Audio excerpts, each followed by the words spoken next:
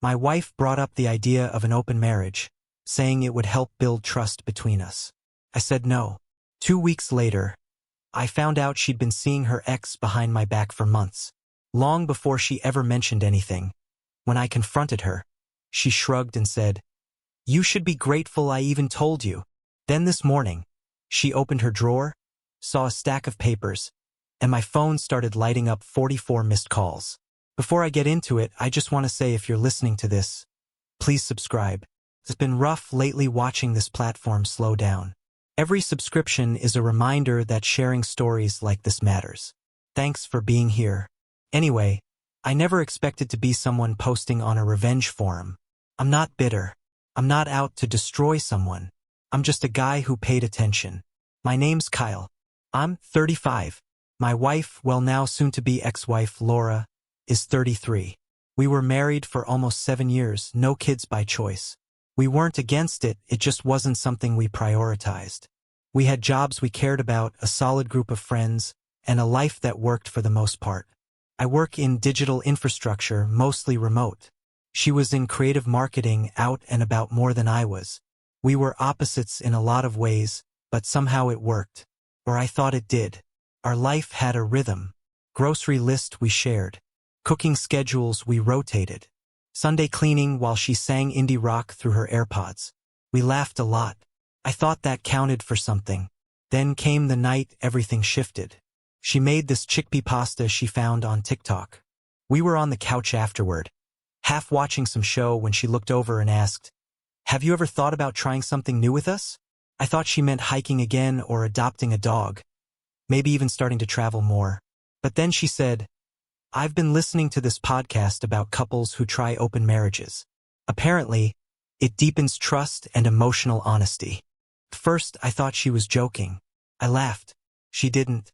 "No, seriously," she said. "Not now, but eventually it can help us grow." I asked, "Is there something wrong between us?" She said, "No, of course not. We trust each other, right?"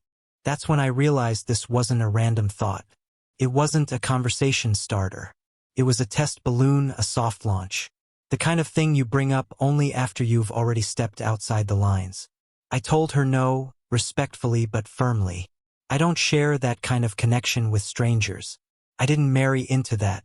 She nodded like she understood, then started talking about something else like we had just wrapped up a chat about air fryers. But I didn't move on. Something about it lingered. After that night, small things started to shift. She stopped reaching for my hand. Her texts got shorter. She started sleeping with her phone under her pillow. Suddenly, she needed solo nights out. Said she felt creatively stuck. Claimed her coworkers were helping her get back in touch with herself. I didn't want to become paranoid. I've never checked her phone, never tried to control her, but something felt off. So, I started doing what I do for work when something doesn't make sense. I logged it. Dates, times where she said she'd be, how long she was gone, what she was wearing, what she smelled like, whether she seemed drunk when she said she was out drinking. Not because I wanted to catch her. I just wanted to make sense of the disconnect. She started dressing more deliberately for these nights out. Not trashy, just noticeable. Like she wanted someone specific to notice her. And always the same two names came up, Emily and Sarah. Those were her alibis. Then one night she forgot to log out of our shared Spotify. I saw a playlist called Jason 23. 10 songs, all emotional indie alt-rock. One of them was a song she once told me was her song, hers and Jason's. The ex she once described as manipulative, emotionally immature. The one she had blocked and erased. Now his name was on a playlist. I didn't confront her. I waited. People who lie eventually get comfortable. They stop covering their tracks. It became routine Friday nights. She'd go out, say she was with Sarah or Emily. I quietly checked Find My iPhone. She never disconnected it after we set it up years ago. And there it was. Not at either of their places. She was across town. Same boutique hotel, cheap, hidden behind a strip mall. Not a place you stay at unless you want to disappear. One night I drove by, waited till she was inside, saw a black Civic parked next to her car, the same model Jason used to drive. Hoodie up, ball cap pulled low. 3 minutes later, Laura entered through a side door. Same destination, different entrances. That was all I needed. I didn't need pictures. I didn't need a confrontation. I had already seen everything I needed to. She came home that night like nothing happened, kissed me goodnight, said she loved me. The next morning, I started pulling credit card statements. Most of the charges were made in cash. Clever, but she slipped once. An Uber drop-off at the same hotel. $116.8. I took a screenshot, added it to the notes I'd been keeping. On Monday, I visited a lawyer, not to file anything, just to ask questions, just to see what options I had. He took me through the entire process: how to document a separation, how to move money to a separate account, how to protect shared assets from disappearing, and how to legally remove someone from a joint credit line in case of infidelity, especially if you can prove it. I took notes not out of anger, but because I knew the truth. She hadn't asked for permission when she suggested an open marriage. She had already asked for forgiveness in advance, and I had no intention of giving her any. It was Thursday night when I finally asked. We were halfway through dinner. Thai food, her favorite, but she wasn't eating. She kept checking her phone, not typing, just watching the screen, waiting for something. I don't know what made me ask in that moment. Maybe it was the way she kept flipping her hair, or how she said "babe" 3 times in under 10 minutes, as if softening me up for something. I set my fork down, looked at her, and simply asked, "Are you still seeing him?" She blinked, clearly surprised. "What, Jason?" The name hit her like a slap. Her fork paused midair, but she didn't respond immediately. I kept my tone steady. "I know about the hotel, the Civic, the playlist you made for him." Her expression shifted, but not with panic or guilt. Something worse, mild annoyance. She took a breath and exhaled slowly. "Jesus, Kai, you went through my stuff?" "Nope," I replied. "I just paid attention." She stared at me, probably trying to figure out her next move. Guilt trip, denial, deflection. She didn't choose any of those. Instead, she said, "You should be grateful I even told you I want to try something different." Grateful. That word hit hard.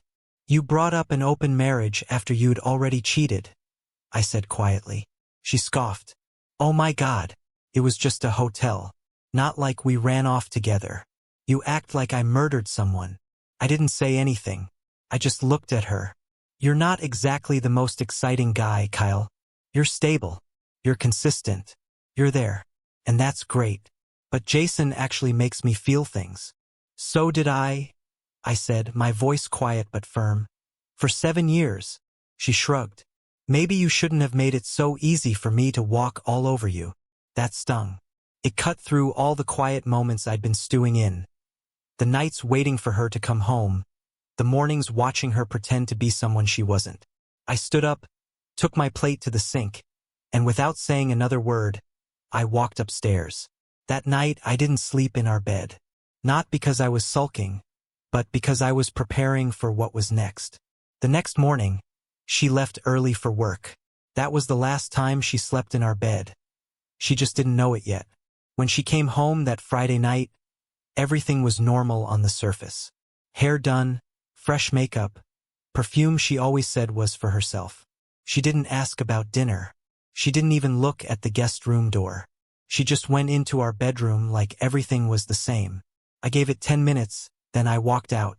No words, no argument. I didn't need to explain anything more. I'd already said everything I needed to. She had already shown me who she was.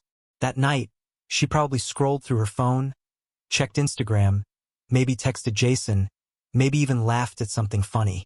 The only thing I cared about was when she opened the nightstand drawer. That drawer had once held chargers, socks, expired sleeping pills. Not anymore. Now it held a stack of neatly printed papers, the separation agreement notarized and ready. No disputes, no alimony, no shared property, just a clean, quiet split. Her signature was missing, but mine was already on it. Behind that was a timeline, dates, times, locations, hotel receipts, Uber trips, playlists, financial documents, notices of account separation, and removal from joint credit cards. The last page was a short note. "No need to talk. I've already heard the real you. Keep whatever's in the house. I only took what's mine." The key doesn't work anymore. Don't reach out. I wasn't there when she found it. I was already gone. I packed 2 bags, grabbed my documents, and walked out the door. I stayed at a short-term rental. A quiet little 1-bedroom with no distractions. No Wi-Fi, just peace. When I turned my phone back on the next morning, it was flooded. 44 missed calls. Texts, voicemails, emails. The messages followed the same pattern. Confusion, deflection, manipulation, anger, desperation. She even sent one saying, "If you cared about me at all, you'd hear me out." I didn't reply to any of them. I let her talk to an empty inbox. It's been 3 weeks, and I haven't responded to a single message. Not the tearful ones. Not the angry ones. Not the desperate ones. I didn't block her, just let it all pile up. Laura never thought I'd actually go through with it. She assumed I'd cool off, sit in a hotel room brooding, maybe cry, maybe call her. She thought I'd fold because I'd always been the calm one, the safe one. But what she never understood is that when people like me finally walk away, we don't come back. A friend of hers reached out, one of our old mutual friends. Apparently, Jason had ghosted her as soon as the legal documents were in place. He blocked her number and deleted the playlist. Typical. She had burned the only thing she had for someone who didn't even stick around long enough to get burned. She tried to rewrite the story, telling our friend that I overreacted and blew everything out of proportion, that she was just exploring herself and I was controlling for walking away. I didn't argue. I didn't need to. I had the receipts, and even if I didn't, I still would have left. Last week, she sent one final message. "If you ever love me, at least talk to me." I did love her, but that version of her doesn't exist anymore. I didn't respond. Instead, I forwarded a screenshot of a text she'd sent to a friend 6 months ago about someone else's breakup. It said, "If someone cheats on you, you owe them nothing. Walk away quietly, completely." That was her advice. So I did exactly that. I moved into a new place. Small, clean, simple. I sleep better now. My phone doesn't buzz at night.